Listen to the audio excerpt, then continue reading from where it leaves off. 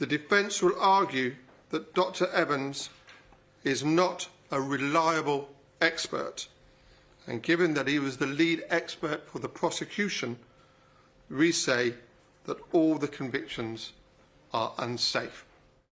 Over the weekend, Kamal, we had this missive come into the Telegraph office saying that there was going to be a press conference today at 3 p.m. to discuss the case of former neonatal nurse Lucy Letby.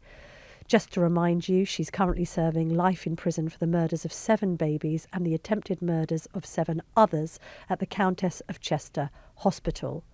We've now heard that press conference led by her new barrister, McDonald, and it's broken down into 2 quite sensational parts, to be perfectly honest. The first part concerns the expert prosecution evidence given by Dewey Evans, Dr. Dewey Evans, who basically formed the crux of the case against Lucy Letby. It's been revealed this afternoon that he has changed his mind in the evidence that he gave to the trial concerning the deaths of 3 different babies known as baby C, baby I and baby P. In those 3 cases, it was suggested that Letby had injected air down their nasal gastric tubes. He's now cast doubt over that analysis, and as a consequence, McDonald and Letby's team are saying that because the chief prosecution expert is unsure about 3 of the cases, all of the cases should be re-examined because it's cast enough doubt over their veracity. So after he had made that statement, he then went on in this press conference, which was listened to in absolute silence by the gathered media. He then went on to say that there was also new evidence from 2 new neonatal experts, who said overall there was no evidence of deliberate harm in the cases of baby O and baby C. The 2 neonatal doctors said they had examined the cases and found identifiable medical reasons why both babies became unwell and did not respond to resuscitation. In a statement that was actually handed out at the press conference, the 2 wrote, "We have provided evidence that baby O died due to issues related to resuscitation. Baby C died due to problems caused by failing placental function at the end of her pregnancy. We have seen no evidence of deliberate harm to these babies by anyone." So in terms of numbers, Kamal, I mean, we've got some doubt now over the death of 4 of the babies. Lucy Letby was convicted of the deaths of 7 and the attempted murder of another 7. The question for the Criminal Cases Review Commission, who are now going to be presented with this new evidence by the defence team, is going to be whether it's persuasive enough for it to be considered that this conviction is unsafe. She has already appealed to the Court of Appeal and had that appeal rejected twice, both against the conviction for murder and the convictions for attempted murder. We have spoken, haven't we, quite extensively with our own science editor, Sarah Napton, with David Davis, the Tory MP who is championing Letby's case. He's moved, actually, from a position where initially he was saying, before he had assessed all of the evidence over the summer, I can't say that she's innocent, but I am concerned about the safety of some of the convictions. We caught up with him earlier this morning on the telephone, and he's saying basically that he does think that this is a miscarriage of justice. This evidence is going to be put before the CCRC, and the barrister on the case has made it clear that those 2 neonatologists are quite happy for their work, their report into these individual cases of baby C and baby O to be analysed by independent doctors to make sure that this is an open and transparent process.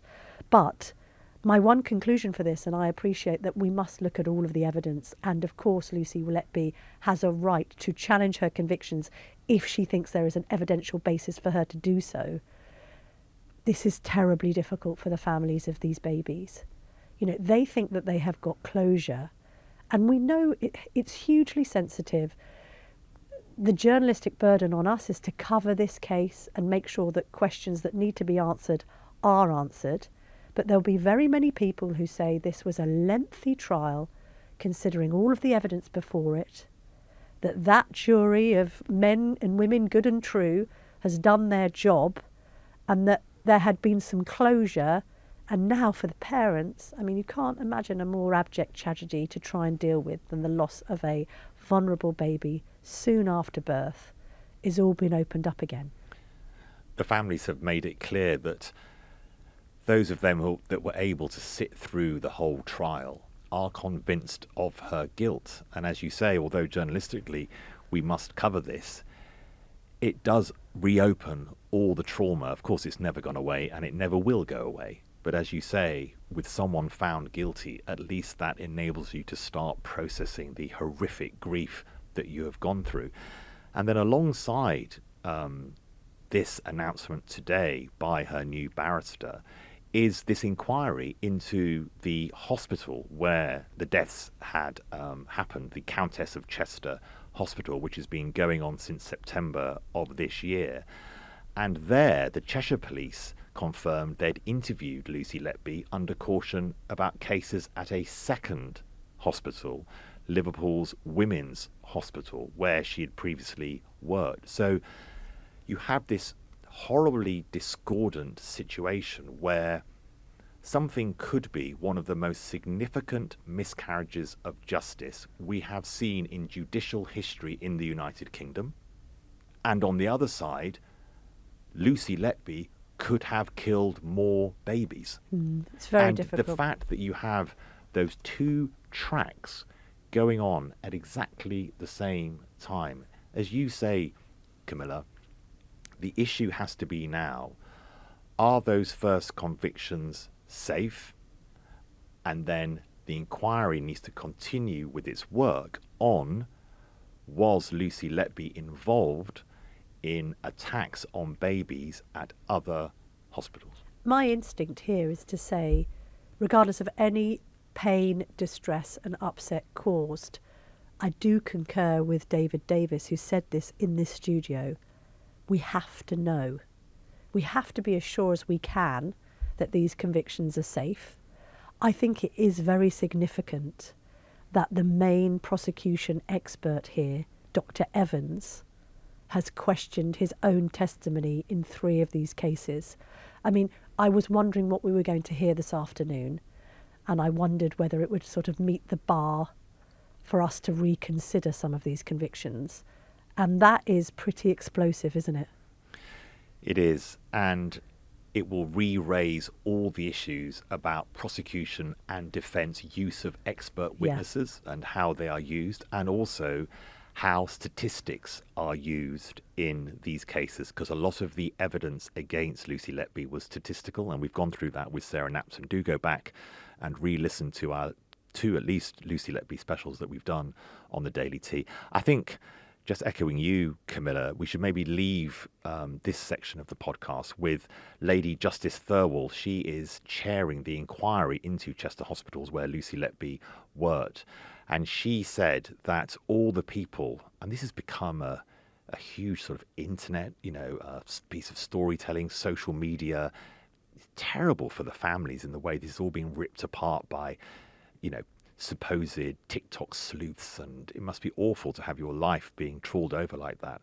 But she said that all these comments and discussion about the validity of Lucy Letby's conviction had created and I quote, noise that caused an enormous amount of stress for the parents of the victims. And in the end, they've got to be in our minds as we cover this developing story.